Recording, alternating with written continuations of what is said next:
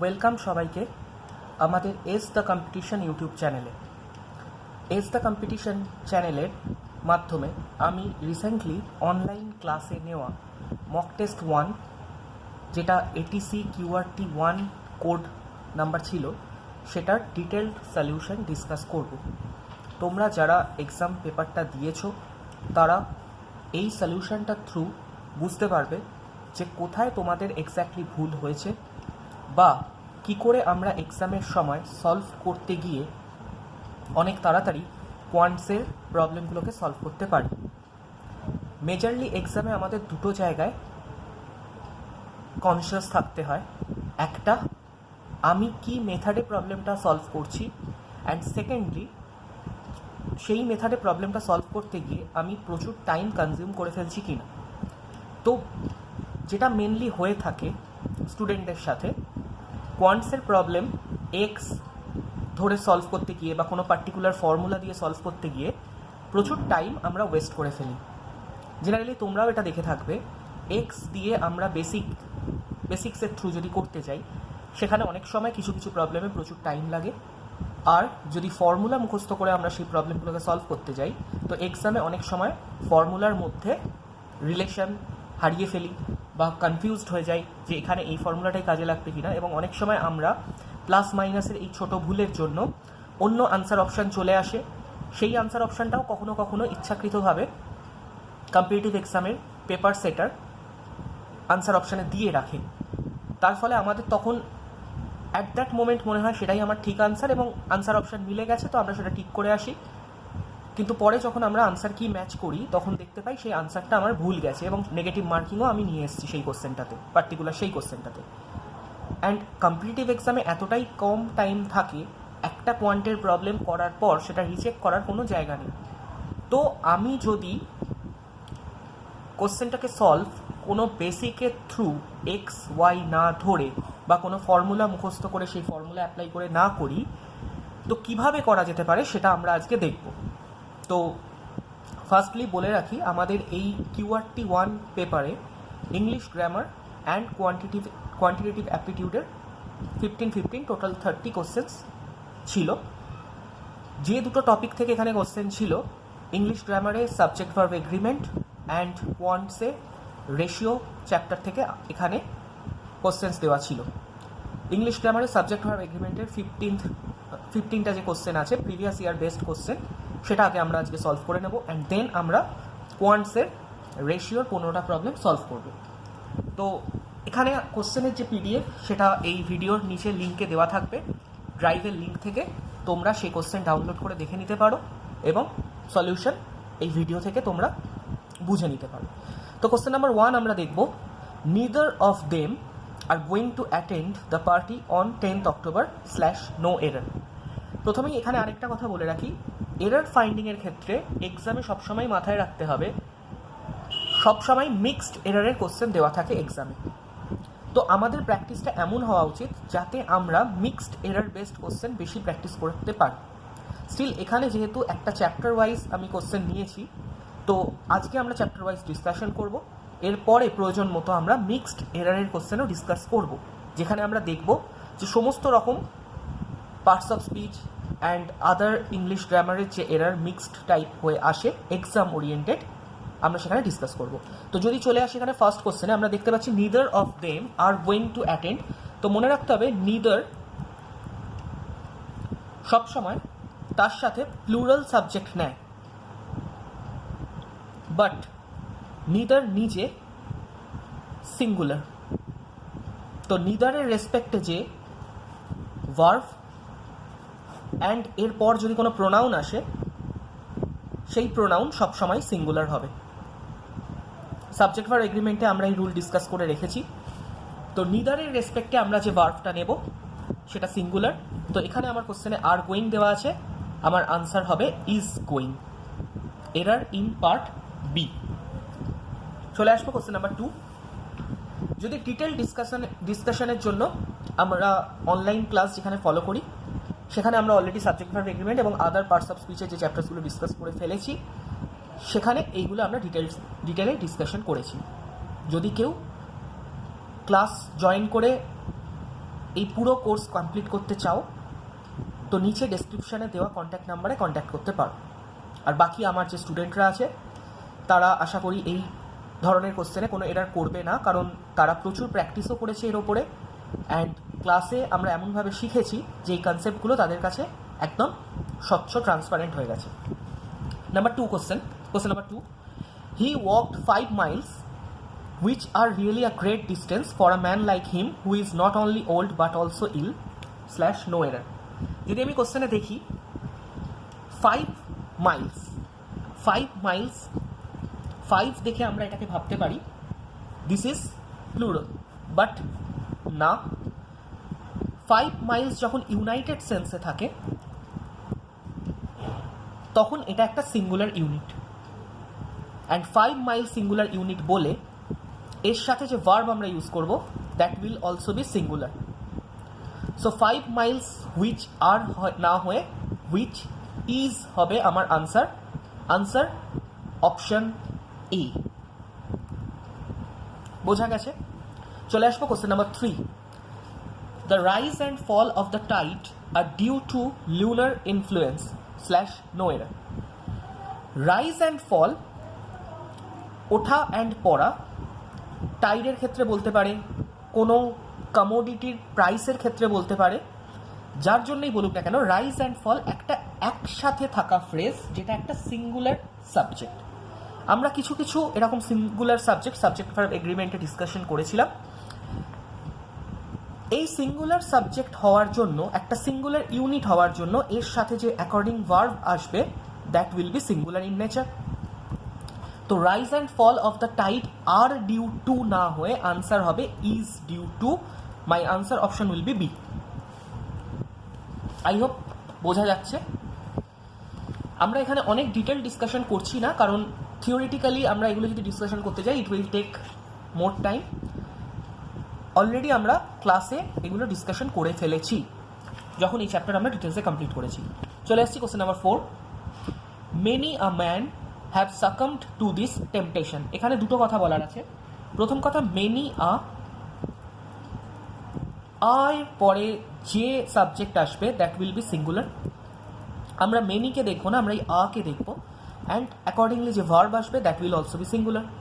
So many a man আমার ঠিক দেওয়া আছে, বাট তারপরে হ্যাভ সাকামড না হয়ে হ্যাজ সাকামড হবে, কারণ ম্যানের রেসপেক্টে আমরা সিঙ্গুলার ভার্ব হ্যাজ নেব। অ্যান্ড মনে রাখতে হবে সাকাম্ব, যেটা আমরা ইনজুরি, টেম্পটেশন এখানে যেমন ইউজ হয়েছে, এর সাথে সবসময় ফিক্সড প্রিপোজিশন আসে টু। আমরা ক্লাসে ফিক্সড প্রিপোজিশনও ডিসকাশন করেছি অনেকটাই, এবং সেখানে আমরা এগুলো কিছুটা শিখেছি।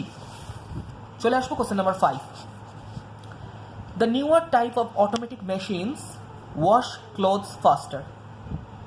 দেখতে হবে এখানে নিউয়ার টাইপ, এখানে আমার মেন সাবজেক্ট সেন্টেন্সে কোনটা? এখানে কিন্তু অটোমেটিক মেশিনস আমার মেন সাবজেক্ট নয়। অফ অটোমেটিক মেশিনস, মনে রাখতে হবে প্রিপোজিশন অফের পরে যে ফ্রেজ ওয়ার্ড আছে তারা প্রিপোজিশনাল অবজেক্ট, তারা মেন সাবজেক্ট নয়। আমার এখানে main subject the newer type, তো আমার main subject newer type is singular. তো যদি মেন সাবজেক্ট সিঙ্গুলার হয় তার সাথে যে ভার্ব এগ্রি করবে সেটাও সিঙ্গুলার হবে। তার মানে আমি বুঝতে পারছি এখানে ওয়াশ প্লুরাল সেন্সে ইউজ হয়েছে, হয়ে যাবে ওয়াশেস। আমার error is in part B. আগের কোশ্চেনে, কোশ্চেন নাম্বার 4-এ আনসার আমি বলে দিয়েছিলাম, এরার কারেকশনের জন্য আমার অপশানটা চুজ করে নিতে হবে। Option will be in part B, error will be in part B, and in question number 5 also আমার এরার আছে পার্ট বিতে। আমরা কেয়ারফুলি দেখে নেবো এগুলো, তোমরা আশা করি এগুলো খাতায় সাথে সাথে নোটও করতে থাকবে, কোথায় ভুল হচ্ছে সেটা দেখতে থাকবে। Question number 6, every one of the films you suggested are not worth seeing. Of the films, একই রকম অফের পরে থাকা প্রিপোজিশনাল অবজেক্ট আমার মেন সাবজেক্ট নয়। এখানে আমার main subject everyone, everyone, everybody, anyone, anybody, no one, nobody, someone, somebody. আমরা এগুলো ডিসকাশন করেছি প্রোনাউনে অ্যান্ড সাবজেক্ট ভার্ব এগ্রিমেন্টে। তো সেখানে আমরা দেখেছি everyone is a singular subject, everyone singular, তো এর সাথে যে ভার্ব আসবে that will also be singular. তো এভরিওয়ান অফ দ্য ফিল্মসের মেন সাবজেক্ট এভরিওয়ানের according are not worth seeing না হয়ে হবে is not worth seeing. Option number C, error is in option C. I think বোঝা যাচ্ছে, আমি খুব ক্লিয়ারলি বোঝানোর চেষ্টা করছি আমার সাবজেক্ট কোনটা এবং তার অ্যাকর্ডিং ভার্ব কোনটা আসছে। আমরা চলে আসবো question number 7। It is I who is two blame for this bad situation. It is I, এখানে দুটো কথা আমাদের মাথায় রাখতে হবে। প্রথম কথা, ইট ইন্ট্রোডাক্টরি সাবজেক্ট, যেটা আমরা প্রোনাউনে অলরেডি পড়ে এসেছি। ইট ইন্ট্রোডাক্টরি সাবজেক্ট হওয়ার জন্য আমার মেন সাবজেক্ট ইট নয়, main subject I, main subject I. And second thing যেটা আমাদের মনে রাখতে হবে, কোনো রিলেটিভ প্রোনাউন দিয়ে যখন কোনো সেন্টেন্সে দুটো পার্ট কানেক্টেড থাকে, তো রিলেটিভ প্রোনাউনের অ্যান্টিসিডেন্টে যে নাউন বা প্রোনাউন থাকে, সেই নাউন বা প্রোনাউনের অ্যাকর্ডিং আমরা রিলেটিভ প্রোনাউনের পরের ভার্বকে দেখব। এখানে আমার রিলেটিভ প্রোনাউন হু, যার antecedent I singular, but I কখনো ইজ ফর্ম নেয় না, I take am form, I always takes am form। তো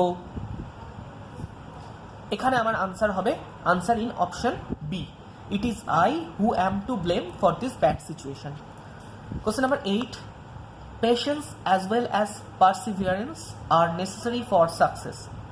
তো দেখবো আমি, মনে রাখতে হবে যখন দুটো সাবজেক্ট অ্যাজ ওয়েল অ্যাজ দিয়ে কানেক্টেড থাকে, তখন সেই সাবজেক্টের মেন সাবজেক্ট বা verb will be according to first subject. এটা আমরা মনে রাখবো।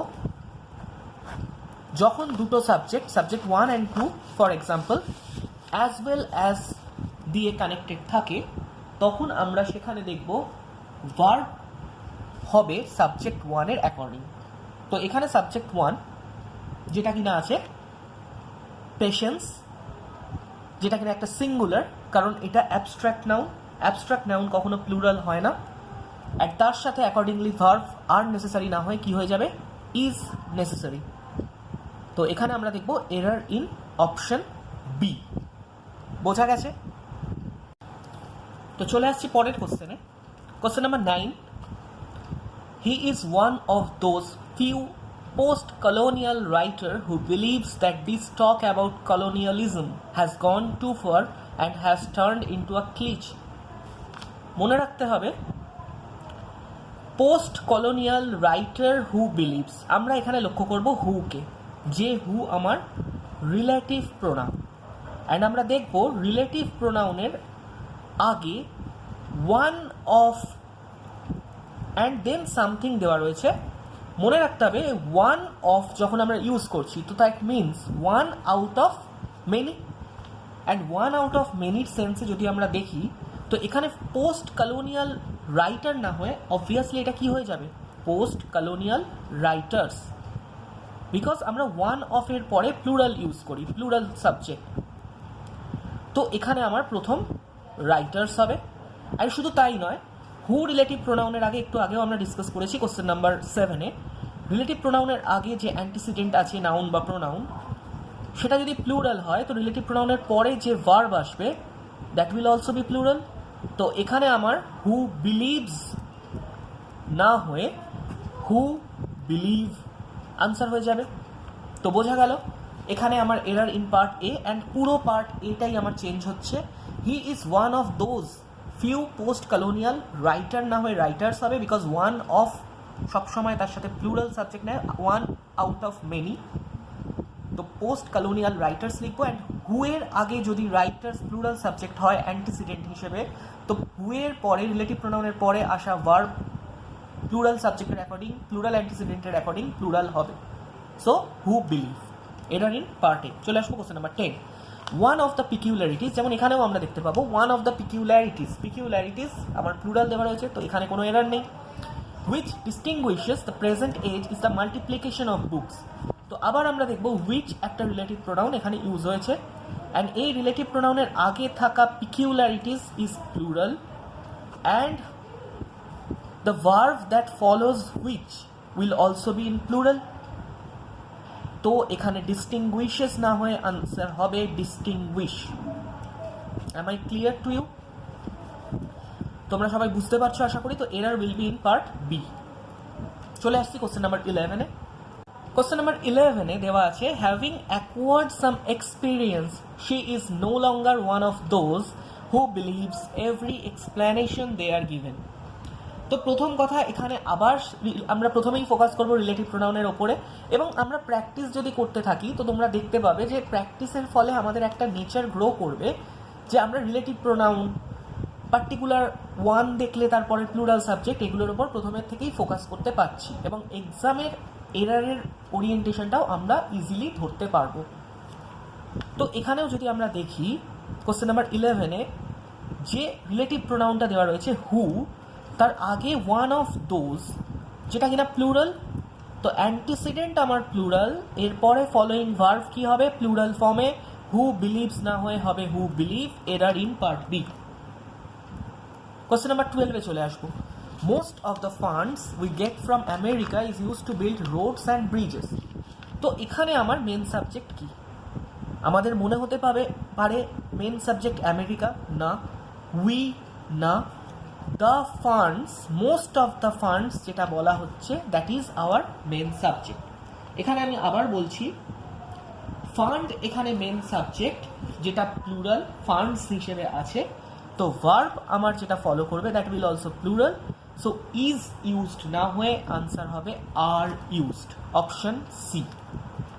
Question number 13, the type of qualities you acquire depend upon your company and so you associate yourselves with simple and good natured people. আমি যদি প্রথমেই দেখি the type of qualities you acquire, এখানে আমাকে কি বলছে? you acquire এ কি বলতে চেয়েছে? সাবজেক্ট কোথায় এখানে? আমার এখানে subject the type of qualities নয়, the type আমার সাবজেক্ট। তো দ্য টাইপ যদি আমার সাবজেক্ট হয়, সেটা কি সাবজেক্ট? একটা পার্টিকুলার টাইপ, সিঙ্গুলার সাবজেক্ট, তাহলে আমার যে ভার্ব আসবে that will also be singular. Depend হবে না, ডিপেন্ডস হবে, so answer is option B. চলে আসবো question 14, our success or our failure largely depend upon our actions. মনে রাখতে হবে সাবজেক্ট দুটো যদি or, nor, not only but also দিয়ে কানেক্টেড হয়, ইদার অর হতে পারে, নিদার নর হতে পারে, শুধু অর হতে পারে, বা নট অনলি বাট অলসো দিয়ে যদি কানেক্টেড হয়, তো আমাকে মনে রাখতে হবে আমার যে ভার্ব আসবে এরপরে that will be according to the nearest subject. আমি কিন্তু এইভাবে মনে রাখবো নিয়ারেস্ট সাবজেক্ট হিসেবে। অনেক সময় অনেক বইতে এবং অনেক জায়গায় এটা শেখানো হয় সেকেন্ড সাবজেক্টকে ফলো করে। যদি এটা আমার ইন্টারোগেটিভ সেন্টেন্স হয়ে যায় তখন কিন্তু ভার্ব ফার্স্ট সাবজেক্টের কাছাকাছি চলে আসবে, তো তখন যদি আমি সেকেন্ড সাবজেক্টকে নিই আমার সেটা এরার হবে। তো এই জন্য আমি ফার্স্ট সাবজেক্ট সেকেন্ড সাবজেক্ট মনে রাখবো না, আমি মনে রাখবো যদি either or, neither nor, not only but also দিয়ে দুটো সাবজেক্ট কানেক্টেড থাকে, তো verb will be according to the nearest subject. তো নিয়ারেস্ট সাবজেক্ট এখানে আমার সাবজেক্ট 2, যেখানে কি দেওয়া রয়েছে আওয়ার ফেইলিওর। তো ফেইলিওর সিঙ্গুলার না প্লুরাল? তো বোঝাই যাচ্ছে ফেলিওর আমার singular, our failure is singular, তো লার্জলি ডিপেন্ড না হয়ে ডিপেন্ডস হবে, singular verb form, so answer is again option B. চলে আসবো আমরা ইংলিশ গ্রামারের এই মক টেস্টের লাস্ট কোশ্চেনে। Question number 15। কোশ্চেন নাম্বার 15 বলা আছে 2 miles beyond that building was seen dozens of antisocial elements। তো একটু যদি ক্লিয়ারলি দেখি, এখানে আমার মেন সাবজেক্টকে আমি আগে আইডেন্টিফাই করতে চাইব। 2 miles না, 2 miles কেন নয় সাবজেক্ট, সেটার আনসার আমি এক্সপেক্ট করবো তোমরা দিতে পারবে। যারা অলরেডি ক্লাস করে ফেলেছো তারা জানো যে কেন 2 miles এখানে মেন সাবজেক্ট নয়। তো মেন সাবজেক্ট এখানে কি? was seen dozens of antisocial elements। প্রথম কথা, আমরা মেন একটা কোনো সেন্টেন্সে স্টেটমেন্টে সাবজেক্ট বা অবজেক্ট কি দেখি? যদি আমি হোয়াট দিয়ে কোশ্চেন করি, হু দিয়ে কোশ্চেন করি, হুম দিয়ে কোশ্চেন করি, তাহলে আমি আনসার পাই কিসে? কোনো নাউন বা প্রোনাউনে। অ্যান্ড কোনো নাউন বা প্রোনাউন সেন্টেন্সের সাবজেক্ট হতে পারে। তো এখানে যদি আমি কোশ্চেন করি হোয়াট ওয়াজ সিন, আনসার পাবো dozens of antisocial elements, that is my main subject. আর ডজনস অফ অ্যান্টিসোশ্যাল এলিমেন্টসের অ্যাকর্ডিং আমি যদি দেখি সেটা প্লুরাল সাবজেক্ট, তো আমাকে প্লুরাল ভার্ব নিতে হবে। ওয়াজ সিন না হয়ে আমার আনসার হবে ওয়্যার সিন। ওয়্যার সিন আমার answer option B. So I hope 15টা কোশ্চেন আমরা যে ডিসকাস করলাম সেটা তোমরা সবাই বুঝতে পেরেছো। চলে আসবো আমাদের নেক্সট পার্ট কোয়ান্টিটেটিভ অ্যাপটিটিউডে, যেখানে রেশিওর 15টা কোশ্চেন আমরা ডিসকাস করব। সো আমরা রেশিওর 15টা কোশ্চেন ডিসকাস করবো কোয়ান্টিটেটিভ অ্যাপটিটিউডে। এখানে আমরা রেশিওর যে বেসিক মেথড ইউজ করব সেই মেথডটা আমরা অলরেডি অনলাইন ক্লাসে শিখে নিয়েছি। তোমরা যারা অনলাইন ক্লাস রেগুলারলি ফলো করছো, ক্লাস অ্যাটেন্ড করছো, আই হোপ তারা সবাই বুঝতে পারবে আমরা এখানে কীভাবে করছি। যারা এই ভিডিও তোমরা দেখছো এবং যাদের মনে হচ্ছে যে এই মেথডটা ইউনিক, এই মেথডটা সত্যিই আমাদের অনেক টাইম সেভ করতে পারে, বা এই মেথডে আমরা এর আগে কখনো শিখিনি বাট এক্সামের জন্য এই মেথডটা বেস্ট মেথড হতে পারে, তারা অবশ্যই একবার ট্রাই করে দেখতে পারো আমাদের ক্লাসে জয়েন করে।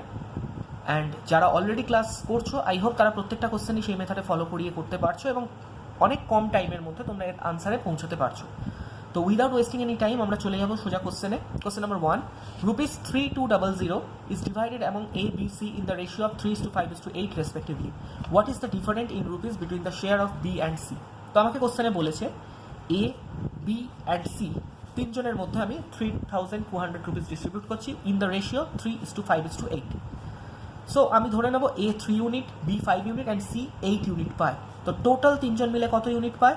8 + 5 + 3 দ্যাট ইজ 16 ইউনিট। তো টোটাল তিনজনে মিলে পায় 16 ইউনিট, যার ভ্যালু আমাকে কোশ্চেনে দেওয়া আছে ₹3200। তো এখান থেকে আমি 1 ইউনিটের ভ্যালু বার করে নিতে পারি, দ্যাট উইল বি ₹200। অ্যান্ড আমাকে আস্ক করেছে what is the difference between the share of B and C. তো আমি যদি দেখি B 5 unit and C 8 unit, তো এদের মধ্যে ডিফারেন্স কত ইউনিটের? 3 ইউনিটের। তো 1 ইউনিটের ভ্যালু যদি 200 হয়, তো 3 ইউনিটের ভ্যালু কত হবে? ₹600। আমার আনসার অপশন বি। আশা করি বোঝা গেছে। চলে আসবো কোশ্চেন নাম্বার 2।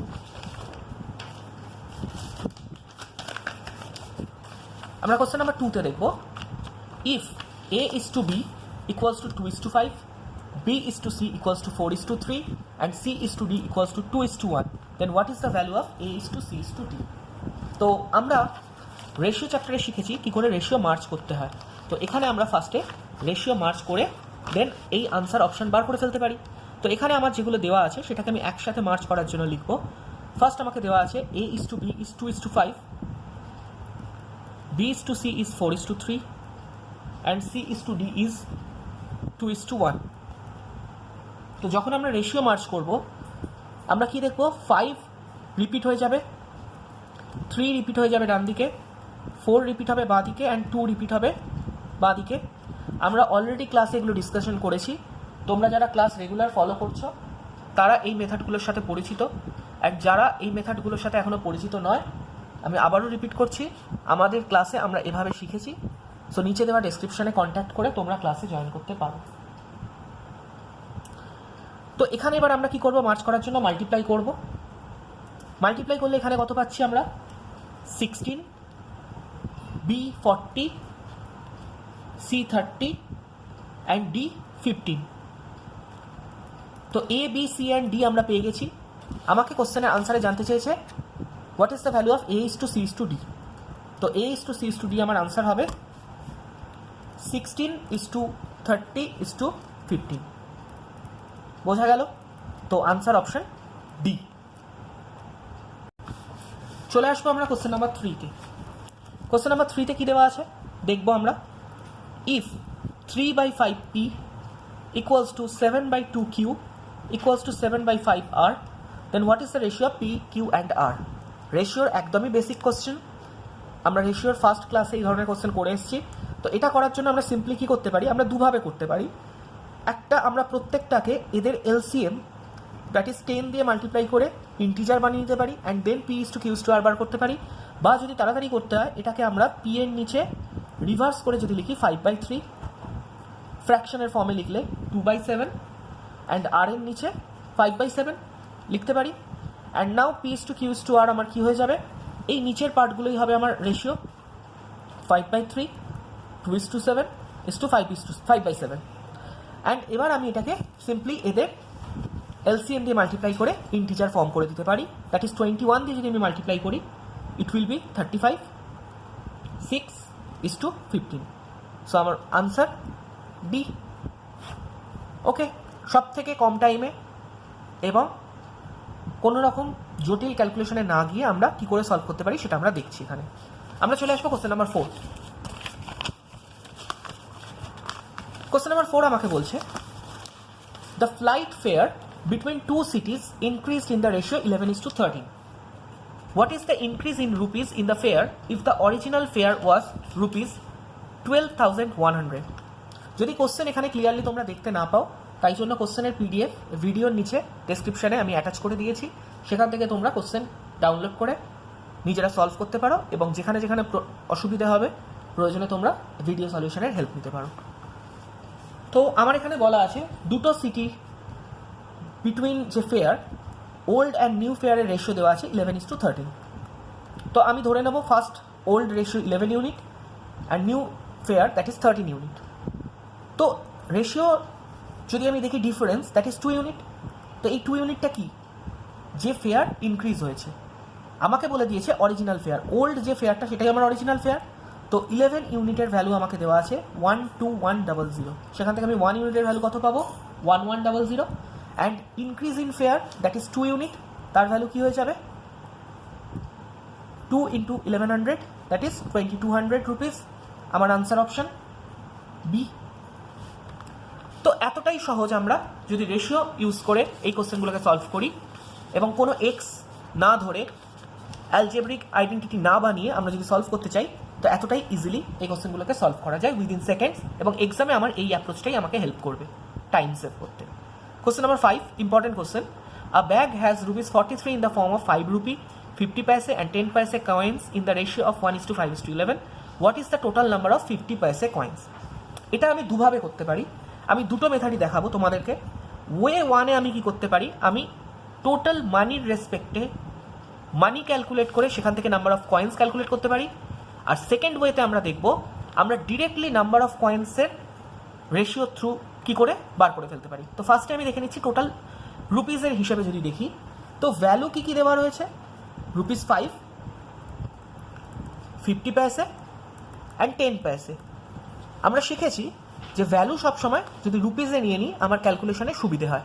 তো যদি রুপিসে নিয়ে নিই 5 রুপিসের ভ্যালু 5, 50 পাইসের ভ্যালু হাফ, রুপিসের রেসপেক্ট এটা 1/2 অ্যান্ড 10 পয়সা ইজ 1/10। যদি আমি এটাকে লিনিয়ারে বানিয়ে নিতে চাই ইন্টিজারের রেসপেক্টে, এটা হয়ে যাবে কত? 50:5:1। আমি 10 দিয়ে যদি মাল্টিপ্লাই করে দিই এটার ইন্টিজারের রেশিওতে পেয়ে যাব। তো এটা হচ্ছে ওদের ভ্যালুর রেশিও। অ্যান্ড ওদের নাম্বার কত দেওয়া রয়েছে? 5 রুপিস কয়েন আছে 1, 50 পাইসে আছে 5 অ্যান্ড 10 পাইসে আছে 11। তো টোটাল ভ্যালু কত পাচ্ছি বা টোটাল অ্যামাউন্ট কত পাচ্ছি? 50 × 1 50, 5 × 5 25, 1 × 11 11। সো টোটাল অ্যামাউন্ট এখান থেকে আমি কত ইউনিট পাচ্ছি? 86 ইউনিট। অ্যান্ড এই 86 ইউনিট আমাকে দেওয়া রয়েছে 43 রুপিস। তো 1 ইউনিটের ভ্যালু কত? Half rupees. তো আমি যদি দেখি 50 পয়সার টোটাল অ্যামাউন্ট কত? 50 পয়সার total amount 25 unit, that is ₹12.5।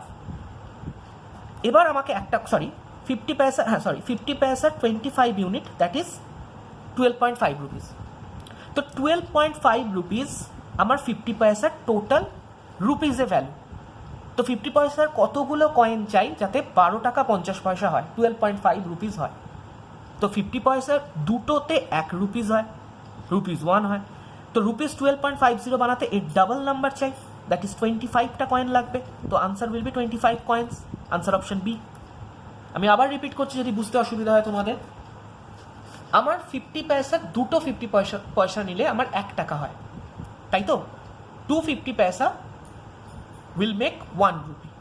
তো 1 রুপি বানাতে আমার ডাবল নাম্বার 50 পয়সা লাগে। তো 12.5 রুপিস বানাতে এর ডাবল কয়েন্স লাগবে নাম্বার অফ 50 পয়সা। তো 25 উইল বি আনসার। তো আমি টোটাল ভ্যালু বার করে সলভ করতে পারি, দ্যাট ইজ আওয়ার ওয়ে 1। আমরা ওয়ে 2 দেখব, যেখানে আমরা টোটাল ভ্যালু না বার করেও কী করে সলভ করতে পারি। তো ওয়ে 2তে আমাকে কি দেখব, আমাকে কতগুলো কয়েন দেওয়া রয়েছে তার নাম্বারের রেশিও কী দেওয়া ছিল? 50 পয়সার 5 রুপিসের 1, 50 পয়সার 5 অ্যান্ড 10 পয়সার 11। অ্যান্ড ভ্যালু কত? আগের মতোই আমরা লিখতে পারি ভ্যালু 5:1/2 তো টোটাল কয়েন কতগুলো আসছে? 5, 2.5 অ্যান্ড 1.1। যদি আমরা দেখি টোটাল ভ্যালু, এভাবেও আমরা ভাবতে পারি যদি আমরা এখানে সিম্পলিফাই না করি।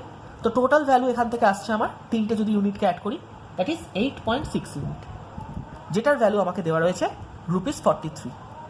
তো আমি যদি ডিরেক্ট এখান থেকে কতগুলো 50 পয়সার কয়েন আছে বার করতে চাই, তো আমি ডিরেক্ট নাম্বার 5 ইউনিট, সেই 5 ইউনিটের ভ্যালু আমি বার করে নেব। তো 8.6 ইউনিটের ভ্যালু 43, তো 1 ইউনিটের ভ্যালু এখান থেকে আমি কত পাবো? 43/8.6, দ্যাট ইজ 5। অ্যান্ড দেন 50 পয়সা কয়েন কত আছে? 5 ইউনিট, সো 5 ইউনিটের ভ্যালু আমার হয়ে যাবে 25। তো number of 50 paisa coins will be 25, answer option B. তো আই হোপ তোমরা বুঝতে পেরেছো আমরা দুভাবেই করতে পারি, অ্যামাউন্ট টোটাল বার করে সেখান থেকে কত 50 পয়সার অ্যামাউন্ট হয়েছে সেখান থেকে 50 পয়সার নাম্বার অফ কয়েন্স বার করতে পারি, বা ডিরেক্ট আমরা রেশিও থ্রু 50 পয়সার নাম্বার অফ কয়েন্স বার করে ফেলতে পারি। এক্সামে দুটো ওয়ে জানা থাকলে যেটা আমার মাথায় ফার্স্ট হিট করবে আমি সেটা দিয়ে করতে পারবো। তো একটার বেশি মেথড জানার এটাই সুবিধে, এটাই অ্যাডভান্টেজ যে আমরা এক্সামে কখনোই আটকে যাব না কোনো একটা পার্টিকুলার কোশ্চেনে। চলে আসবো আমরা পরের কোশ্চেন, কোশ্চেন নাম্বার 6। কোশ্চেন নাম্বার 6 আমাকে দেওয়া আছে, the ratio of two numbers is 3:5. If both number are increased by 8, the ratio becomes 13:19. What is the sum of the two numbers? তো আমাকে দুটো নাম্বার ফার্স্ট অ্যান্ড সেকেন্ডের রেশিও দেওয়া আছে 3:5, that is my initial ratio যেটা দেওয়া আছে 3:5। And যখন দুটো নাম্বারকেই 8 করে ইনক্রিজ করা হচ্ছে, তো তখন আমি দেখতে পাবো এই রেশিও হয়ে যাচ্ছে 13:19। তো একটা কথা, দুদিকেই আমি 8 যদি ইনক্রিজ করি তো হিসেব মতো আমার রেশিওর ইউনিট সেম ইনক্রিজ করার কথা, বা এভাবে আমি ভাবতে পারি দুটো নাম্বারের মধ্যে রেশিওতে যা ডিফারেন্স, দুজনকেই যদি সমান ইনক্রিজ করা হয় 8 দিয়ে, তো সেই রেশিওর মধ্যে ডিফারেন্স সেম থাকার কথা। কিন্তু এখানে দুটো রেশিওর মধ্যে ডিফারেন্স 2 ইউনিট, আর নিচে দুটো রেশিওর মধ্যে ডিফারেন্স 6 ইউনিট। তো আমরা অলরেডি ক্লাসে শিখেছি যখন রেশিওকে সেম ইনক্রিজ করা হয় বাট তাদের মধ্যে ডিফারেন্স যদি আমি দেখি ডিফারেন্ট আছে, তো ফার্স্টে আমাকে যেটা করতে হয় দুটো রেশিওকে ইকুয়েট করতে হয় যাতে কিনা আমার ডিফারেন্স দুটো রেশিওর মধ্যে দু জায়গাতে সেম আসে। তো কিভাবে ইকুয়েট করতে হয়? ওপরে যে ডিফারেন্স আসে সেটা দিয়ে নিচের রেশিওকে মাল্টিপ্লাই, অ্যান্ড নিচে যে ডিফারেন্স আসে সেটা দিয়ে ওপরের রেশিওকে মাল্টিপ্লাই যদি করি, তাহলে আমার নতুন রেশিও কী পাবো?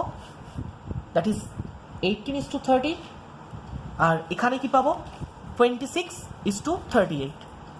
তো এবার আমি দেখতে পাচ্ছি দুটো রেশিওর মধ্যে ডিফারেন্স ইকুয়াল, এবং আমি যদি দেখি দুদিকেই দুটো নাম্বারে 8 ইউনিট করে ইনক্রিজ হয়েছে।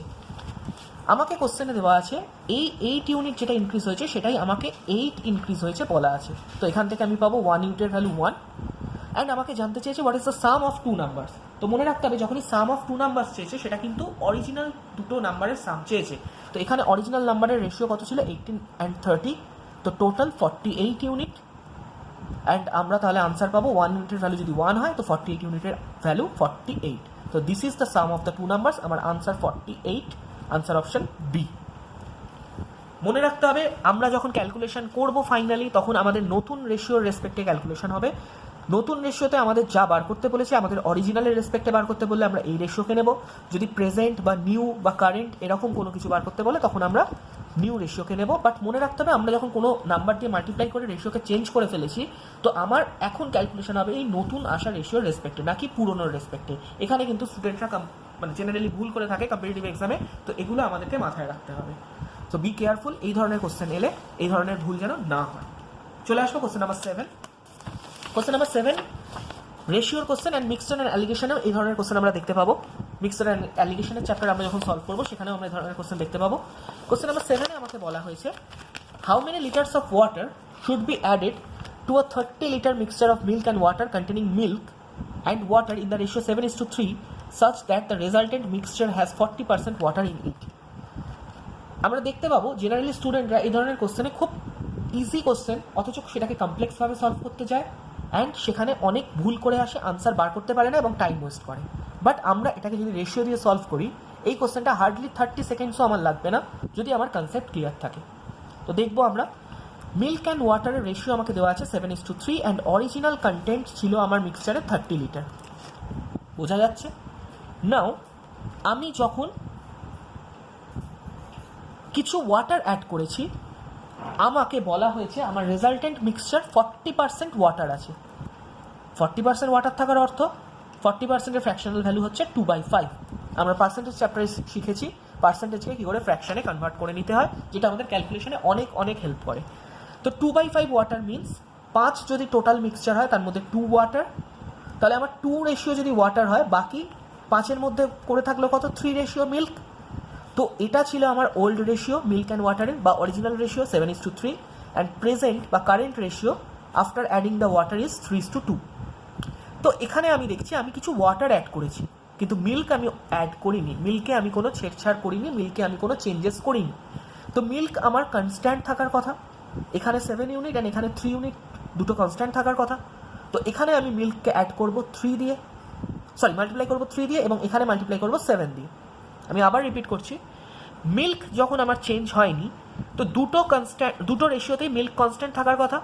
তো মিল্কের অ্যামাউন্ট এখানে 7 ইউনিট, এখানে 3 ইউনিট থাকার কথা নয়, দুটোতেই সেম কনস্ট্যান্ট থাকবে। তো আমি কনস্ট্যান্ট কী করে বানাতে পারি, যদি আমি ওপরে 3 দিয়ে মাল্টিপ্লাই করি আর নিচে যদি 7 দিয়ে মাল্টিপ্লাই করি, তো দুপাশেই মিল্ক আমার সেম হয়ে যাবে। তো নতুন রেশিওটা চেঞ্জ হয়ে কত হবে, মিল্ক অ্যান্ড ওয়াটারের 3 দিয়ে মাল্টিপ্লাই করলে 21:9, আর নিচে 7 দিয়ে মাল্টিপ্লাই করলে 21:14। এবার আমি দেখতে পাচ্ছি হ্যাঁ আমার রেশিওতে মিল্ক কনস্ট্যান্ট দুটো জায়গাতেই 21 ইউনিট, অ্যান্ড ওয়াটার কত হয়েছে, আগে ছিল 9 ইউনিট অ্যান্ড প্রেজেন্টলি 14 ইউনিট। তো ওয়াটার চেঞ্জ হয়েছে কত, 5 ইউনিট। এই 5 ইউনিট ওয়াটার কেন চেঞ্জ হয়েছে, এই 5 ইউনিট ওয়াটার চেঞ্জ হয়েছে কারণ আমি কিছু ওয়াটার অ্যাড করেছি। তো আমাকে কোশ্চেনে বলা আছে 30 লিটার মিক্সচার ছিল অরিজিনালি, তো এখান থেকে আমি টোটাল অরিজিনালি কত মিক্সচার পাচ্ছি, 30 ইউনিট। তো আমি দেখতে পাবো এই 30 ইউনিটের ভ্যালু আমাকে কোশ্চেনে দেওয়া আছে 30 লিটার, আর আমাকে জানতে চেয়েছে কত ওয়াটার অ্যাড করা হয়েছে। তো 30 ইউনিটের ভ্যালু যদি 30 লিটার হয়, 1 ইউনিটের ভ্যালু হবে 1 লিটার, অ্যান্ড আমার ওয়াটার কত অ্যাড করা হয়েছে, 5 ইউনিট। সো 5 ইউনিটের ভ্যালু হয়ে যাবে 5 লিটার। তো আমি কত ওয়াটার অ্যাড করেছি, আমি 5 লিটার ওয়াটার অ্যাড করেছি। Answer option A. হয়তো মনে হতে পারে এটাতে 1-1.5 মিনিট টাইম আমার সলভ করতে লাগলো, কারণ আমি তোমাদের এটার কনসেপ্টটা বুঝিয়ে ডিটেলড সলিউশন করে দেখাচ্ছি। বাট যদি কনসেপ্ট ক্লিয়ার থাকে, আমি জানি আমার স্টুডেন্টরা এক্সামে এটা উইদিন 30 সেকেন্ড সলভ করে আসতে পারবে।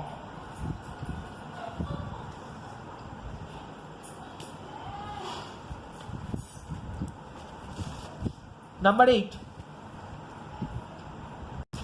সো পরের কোশ্চেন যদি আমি দেখি কি দেওয়া আছে, 2 equal glasses filled with alcohol and water in the proportion of 2:1 and 3:2 are emptied into a third glass. The proportion of alcohol and water in the new glass will be, বা third glass will be, আমাকে জানতে চেয়েছি। তো mixture and অ্যালিগেশনে আমরা এ ধরনের question discuss করব, but already আমরা রেশিওতে মিক্সচারের কিছু কোশ্চেন ডিসকাশন করেছিলাম, যেখানে আমরা এ ধরনের কোশ্চেন এনকাউন্টার করেছি। তো আমরা দেখবো এখানে বলেছে first glass and second glass. First গ্লাসে আমার দেওয়া আছে অ্যালকোহল অ্যান্ড ওয়াটারের রেশিও ইজ 2:1, অ্যান্ড সেকেন্ড গ্লাসে অ্যালকোহল অ্যান্ড ওয়াটারের রেশিও দেওয়া আছে 3:2। এই দুটোকে যখন আমি একটা থার্ড গ্লাসে মিক্স করছি, তো মনে রাখতে হবে দুটো গ্লাস থেকে অ্যালকোহলের কিছু পার্ট আসবে অ্যান্ড ওয়াটারের কিছু পার্ট আসবে, এবং থার্ড গ্লাস বা ফাইনাল গ্লাসে টোটাল অ্যালকোহল হবে ফার্স্ট অ্যান্ড সেকেন্ড থেকে যতটা এসছে তার টোটাল, অ্যান্ড ওয়াটার হবে ফার্স্ট থেকে যতটা এসছে অ্যান্ড সেকেন্ড থেকে যতটা এসছে তার টোটাল। তো সেখান থেকে আমি দুজনের রেশিও বার করে নিতে পারবো। যদি এক্সামে আমি করতে যাই এবং আমার এতদিনের শেখা মেথডে আমি যদি করতাম, তো আমি এখানে XY ধরে 2x, x, 3y, 2y এভাবে আমরা কমপ্লিট করতাম, এবং এতে আমার প্রচুর টাইম লাগতো। বাট আমি এটা কি করতে পারি, আমরা 2 and 1 alcohol and water is in ratio 2:1, তো টোটাল 3 ইউনিট, অ্যান্ড এখানে 3:2 রেশিওতে আছে, তো টোটাল 5 ইউনিট। তো আমি ধরে নেব থার্ড গ্লাসে যখন মেশানো হচ্ছে তখন যে কোনো অ্যামাউন্টে মেশানো যেতে পারে। আমি আমার হিসেবের সুবিধে ধরে নেব যে অ্যামাউন্টটা মেশানো হচ্ছে সেটা এই দুটো নাম্বারের এলসিএম। কেন আমি এরকম ধরলাম, এরকম ধরার ফলে আমার সুবিধে যেটা হবে, আমি যদি 15 ইউনিট ফার্স্ট গ্লাস থেকে মেশানো হয়েছে অ্যান্ড 15 ইউনিট সেকেন্ড গ্লাস থেকে মেশানো হয়েছে, এভাবে যদি আমি সলভ করি, তো আমার আনসার অনেক তাড়াতাড়ি আমি সলভ করতে পারবো। মনে রাখতে হবে এখানে আমি x ধরি, 100 ধরি, 15 ধরি, 1500 ধরি, রেশিও কখনোই চেঞ্জ হবে না, কারণ আমি ফাইনাল আনসার রেশিওতে বার করছি। যদি আমার ফাইনাল আনসারে কোয়ান্টিটি চাইতো, তখন আমাকে পার্টিকুলার কোনো কোয়ান্টিটি বলে দিত, তবেই আমি সলভ করতে পারতাম। কিন্তু আমাকে ফাইনাল আনসার যখন রেশিওতে চাইছে, তখন আমি যে অ্যামাউন্টই ধরি না কেন, সেই অ্যামাউন্টের রেসপেক্টে ফাইনাল অ্যামাউন্টের রেশিও সবসময়ই সেম আসবে, যে কোনো অ্যামাউন্ট আমি ধরি না কেন। তো আমি যদি ধরি 15 ইউনিট আমি ফার্স্ট অ্যালকোহল নিয়েছি, 3 ইউনিট টোটাল আছে, 3 ইউনিটের ভ্যালু 15 লিটার যদি আমি ধরি, বা 15 ইউনিট যদি আমি ধরি, তো এখান থেকে 1 ইউনিটের ভ্যালু পাবো 5 লিটার। তো অ্যালকোহল আমার আছে 2 unit, that is 10 litre, and water আমার আছে 1 ইউনিট, দ্যাট ইজ 5 লিটার। তো ফার্স্ট গ্লাসের রেসপেক্টে বা ফার্স্ট কন্টেনারের রেসপেক্টে আমি দেখলাম আমার অ্যালকোহল আছে 10 লিটার অ্যান্ড ওয়াটার আছে 5 লিটার। সিমিলারলি সেকেন্ড কন্টেনারে আমার 5 ইউনিট টোটাল, যার ভ্যালু আমাকে দেওয়া আছে 15 লিটার। তো 1 ইউনিটের ভ্যালু 3 লিটার। তো অ্যালকোহল আমার আছে 3 ইউনিট, যার ভ্যালু হয়ে যাবে 9 লিটার, অ্যান্ড ওয়াটার আছে আমার 2 ইউনিট, যার ভ্যালু হয়ে যাবে 6 লিটার। তো আমি ফার্স্ট কন্টেনারে অ্যালকোহল 10 লিটার, সেকেন্ড কন্টেনারে অ্যালকোহল 9 লিটার। তো আমি যদি টোটাল এই দুটো কন্টেনারকে থার্ড এতে মিক্সড করি, এমটি করি, দুটোকেই খালি করে দিই থার্ড কন্টেনারে নিয়ে গেলে, তো টোটাল অ্যালকোহল আমি কত পাবো? 10 plus 9, that is 19 litre, and total water কত পাবো? 5 প্লাস 6, দ্যাট ইজ 11 লিটার। তো আমার থার্ড কন্টেনার যেটা এলো তাতে অ্যালকোহল অ্যান্ড ওয়াটারের অ্যামাউন্ট আমি পেয়ে গেছি 19:11, 19 লিটার 11 লিটার। দেন রেশিও আমি ইজিলি বলতে পারবো 19:11। তো আমার answer will B option D. বোঝা গেছে? তো এভাবে আমরা কত কম সময় কনসেপ্টের থ্রু এই ধরনের মিক্সারের কোশ্চেন সলভ করতে পারি সেটা আমরা দেখলাম। চলে আসবো পরের কোশ্চেন, কোশ্চেন নাম্বার 9। এখানে আমরা পড়ি question number 9, 60 kg of alloy A is mixed with 100 kg of alloy B. If alloy A has lead and tin in the ratio 3:2 and alloy B has tin and copper in the ratio 1:4, the amount of tin in the new alloy is.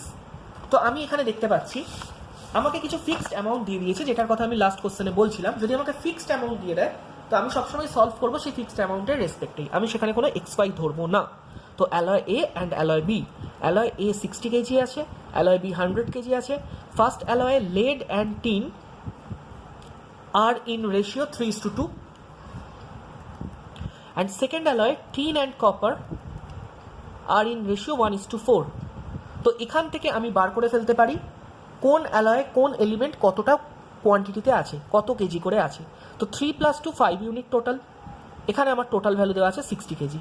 তো 5 ইউনিটের value যদি 60 KG হয়, 1 এর value 12 KG. তো lead 3 ইউনিটের value হয়ে যাবে 36 KG, and tin 2 ইউনিটের ভ্যালু হয়ে যাবে 24 কেজি। আমাকে মনে রাখতে হবে আমি কোশ্চেনটা পড়বো, এক্সামে আমি আননেসেসারি টিনের কোয়ান্টিটি বার করবো না, এক্সামে আমি আননেসেসারি লেডের কোয়ান্টিটি বার করবো না। আমার এক্সামের কোশ্চেনে জানতে চেয়েছে what is the amount of tin. তো আমি দুটো অ্যালয় থেকে শুধু টিন বার করবো, অ্যান্ড সেই টোটালটা বার করে নিলেই আমার টোটাল টিন হয়ে যাবে। তো আমার এই 36 কেজি ফাইন্ড আউট করার কোনো দরকারই ছিল না। তো এক্সামে এই সমস্ত স্টেপগুলো মাথায় রাখলে আমার টাইম আরও সেভ হবে। তো এখানে আমি সেটাই দেখবো, এখানেও 1 + 4, that is 5 unit total alloy, যার ভ্যালু দেওয়া আছে 100 কেজি।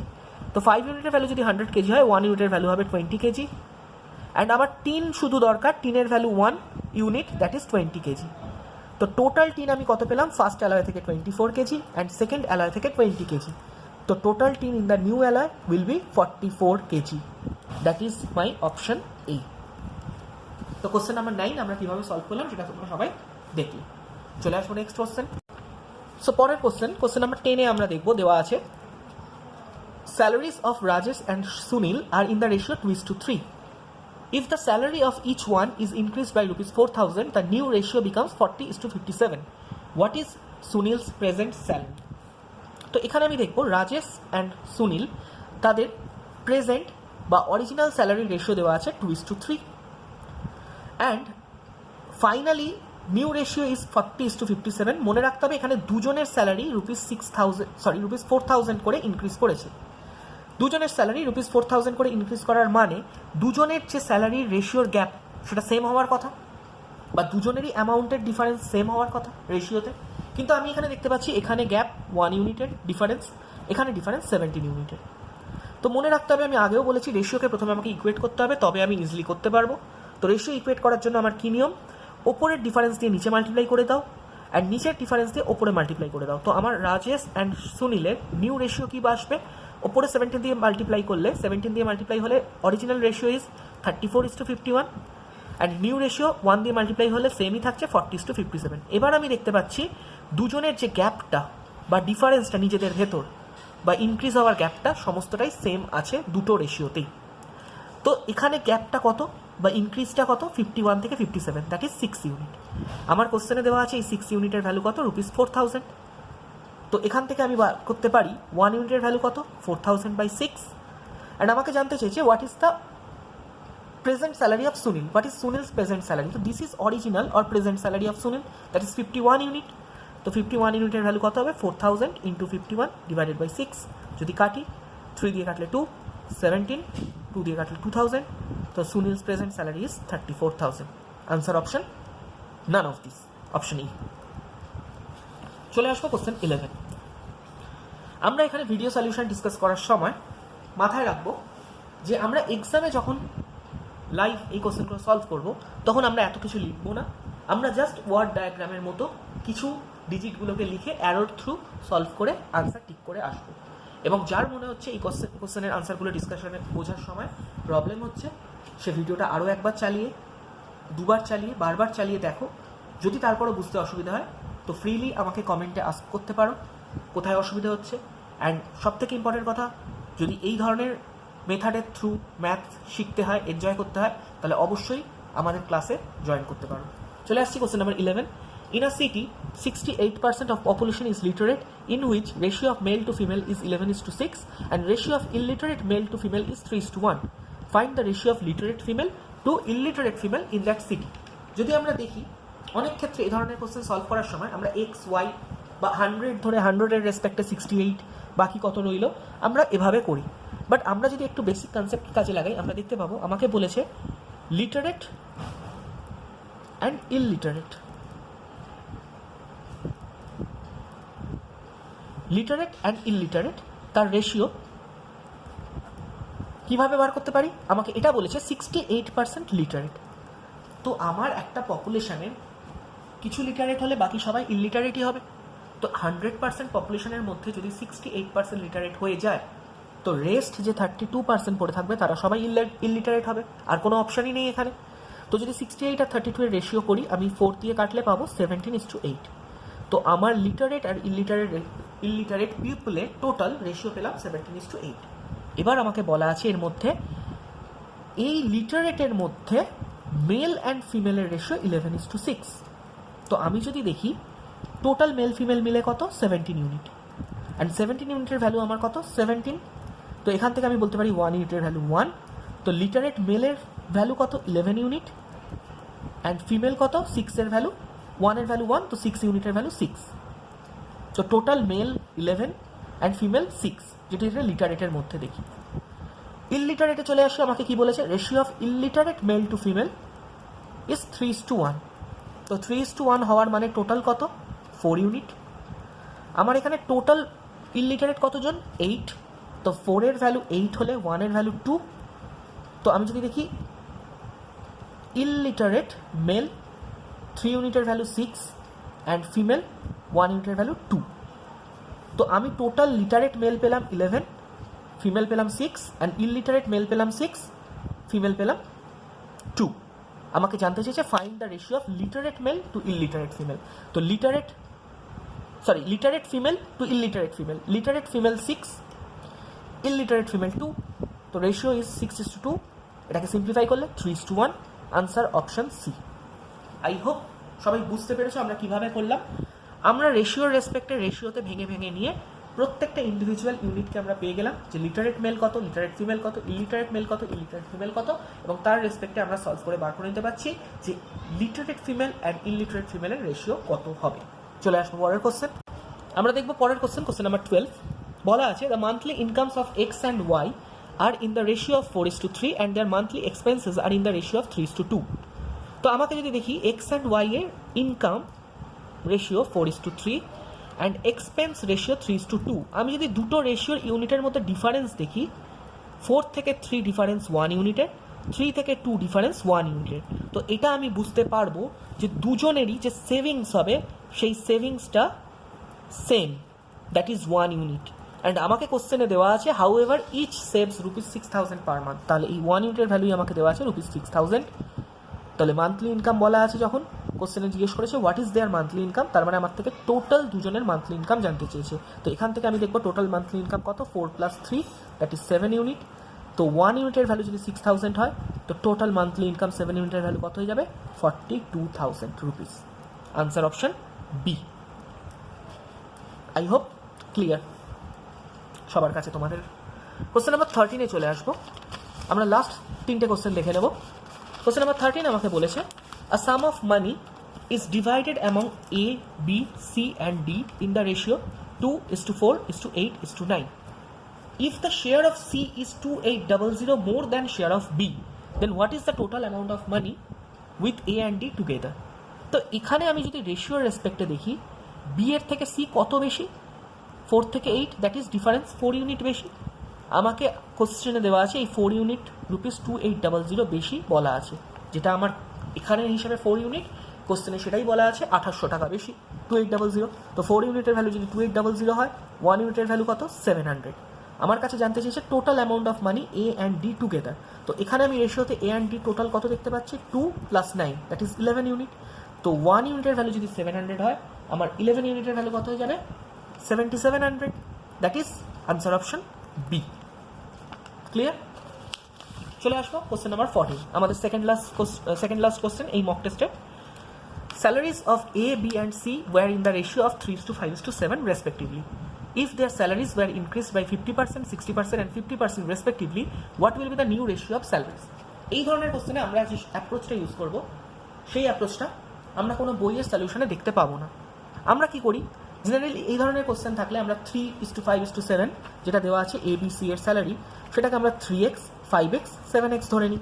অ্যান্ড তারপরে সেই 3x এর ওপরে আমরা 50% ইনক্রিজ, 5x এর ওপরে আমরা 60% ইনক্রিজ, 7x এর ওপরে আমরা 50% ইনক্রিজ, এইভাবে ক্যালকুলেট করে নতুন x এর রেসপেক্টে রেশিওগুলোকে বার করি অ্যান্ড তারপর আমরা ফাইনাল রেশিও ফাইন্ড আউট করি। বাট আমি যদি আমার ক্যালকুলেশনের জন্য এই 3:5:7কে কী ধরে নিতে পারি? 300, 500, 700, 300, 500, 700 মনে রাখতে হবে। এগুলোকেও যদি আমরা কেটে সিম্পলিফাই করি তো রেশিও আমার সবসময় 3:5:7 আসবে। বাট আমার এখানে ক্যালকুলেশন কেন সুবিধা হবে? এবার আমি দেখব 300 এর রেসপেক্টে যদি 50% বাড়ে, তো স্যালারি কত হয়ে গেছে? 300 প্লাস 300 এর 50%, দ্যাট ইজ 150। তো টোটাল স্যালারি 450। বি এর ক্ষেত্রে 500 এর উপরে 60% ইনক্রিজ হয়েছে, তো 500 প্লাস 500 এর 60%, দ্যাট ইজ 300। তো total new salary is 800। C এর ক্ষেত্রে 700 এর উপরে 50% ইনক্রিজ হয়েছে, তো 700 প্লাস 50% মানে 700 এর হাফ, দ্যাট ইজ 350। তো নিউ স্যালারি ইজ 1050। ব্যাস এইটুকুই আমার ক্যালকুলেশন ছিল। অ্যান্ড এটাকে এবার আমি নিউ রেশিওর রেসপেক্টে সিম্পলিফাই করে নেব। যদি 5 দিয়ে কাটি তো 9:16:21। তো এটা হচ্ছে আমার এ, বি, সি এর নিউ স্যালারির ratio of new salary. Answer option none of this অপশনই। বোঝা গেছে? তো যখনই আমরা বয়েজ গার্লসের নাম্বার দেওয়া আছে তার রেসপেক্টে পাস ফেল, বা আমার কোনো লিটারেট ইলিটারেট নাম্বার দেওয়া রয়েছে তার রেসপেক্টে মেল ফিমেল ফাইন্ড আউট করতে দেবে, তো আমরা এই অ্যাপ্রোচটাকে ফলো করতে পারি। এক্সামে আমাকে এটা খুবই হেল্প করবে। লাস্ট কোশ্চেন আজকের আমাদের, কোশ্চেন নাম্বার 15।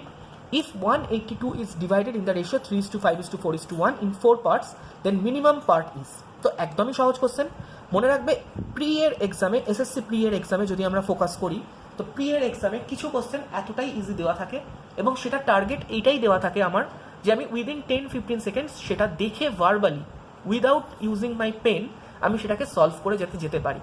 যারা সেটা করতে পারবে তারা সেই একটা কোশ্চেনে 2 নাম্বার তো শুধু স্কোর করবে তাই নয়, তার সাথে তারা অনেকটা টাইমও বাঁচিয়ে নেবে। তো এটা হচ্ছে সেই ধরনের কোশ্চেন। আমার রেশিও দেওয়া আছে 3:5:4:1। তো টোটাল ভ্যালু কত? 3 + 5 + 4 + 1, দ্যাট ইজ 13 ইউনিট। এই 13 ইউনিটের ভ্যালু আমাকে দেওয়া আছে 182। তো এখান থেকে আমি 1 ইউনিটের ভ্যালু কত পেয়ে যাব? 14। আমাকে জানতে চেয়েছে মিনিমাম পার্ট, তো এই 4টে পার্টের মধ্যে মিনিমাম কত? 1। তো সেই 1 ইউনিটের ভ্যালু 14। তো আমার আনসারও হচ্ছে 14। Answer option C. ঠিক আছে? তো এক্সামে আমরা কোনো রকম পেন ইউজ না করে এই ধরনের কোশ্চেনকে আমরা সলভ করে বেরিয়ে যেতে পারি। তার জন্য আমাদের রেশিওর ওপর গ্রিপ খুব ভালোভাবে রাখতে হবে। তো আজকে আমরা টোটাল 30টা কোশ্চেন ডিসকাস করলাম। এসএসসি প্রি এর ওপর ফোকাস করা এই 30টা question mostly previous year and present pattern যে এসএসসির কোশ্চেনের আসছে তার উপর বেস্ট করে দেওয়া ছিল। আমরা দেখলাম 30টা কোশ্চেন সলভ করার যে অ্যাপ্রোচ আমরা এক্সামের জন্য ইউজ করতে পারি, এবং যারা অলরেডি ক্লাসে জয়েন করেছো তারা সবাই এই অ্যাপ্রোচে ক্লাসে কন্টিনিউ করছো, শিখছো। তো আই হোপ তোমরা সবাই এই অ্যাপ্রোচ ফলো করবে এক্সামে, মক টেস্টে সব সময়।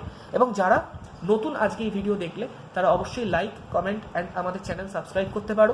এবং যদি মনে হয় আমাদের নিচে দেওয়া ডেসক্রিপশন থেকে কন্ট্যাক্ট করে তোমরা এই ক্লাসে জয়েন করতে পারো, কারণ এসএসসি বা ব্যাঙ্কিং এক্সামের লেটেস্ট ট্রেন্ড অনুযায়ী কম টাইমে বেশি কোশ্চেন সলভ করতে এবং পারফেকশনিস্ট হতে গেলে আমাদের এই ধরনের অ্যাপ্রোচই দরকার, যেখানে আমরা কোনো ফর্মুলা ফ্রিভাবে কোনো পেন ইউজ পর্যন্ত না করে কোশ্চেন সলভ করে বেরিয়ে যেতে পারি। তো আই হোপ তোমাদের সবার আজকে আমাদের এই ভিডিও সলিউশন ভালো লেগেছে। এরকম এর পরের আরও মক টেস্ট যেগুলো নেওয়া হচ্ছে অনলাইন ক্লাসে, তার ভিডিও সলিউশন নিয়ে আমরা এভাবেই আবার হাজির হব এবং আরোভাবে আমরা নতুন নতুন অ্যাপ্রোচ, নতুন নতুন টেকনিক শেখার চেষ্টা করব। অ্যান্ড সবাইকে আবার আমার রিকোয়েস্ট, যদি ভালো লাগে ভিডিওতে অবশ্যই কমেন্ট করো, লাইক করো এবং তোমাদের চেনা জানা বন্ধু গ্রুপদের মধ্যে শেয়ার করো ভিডিও। অ্যান্ড তোমাদের সবার জন্য আমার বেস্ট উইশেস রইল এবং তোমরা সবাই পরের মক টেস্টগুলো দেওয়ার চেষ্টা করো অ্যান্ড আরও সেখানে বেশি স্কোর করার চেষ্টা করো। Thank you, good night everybody.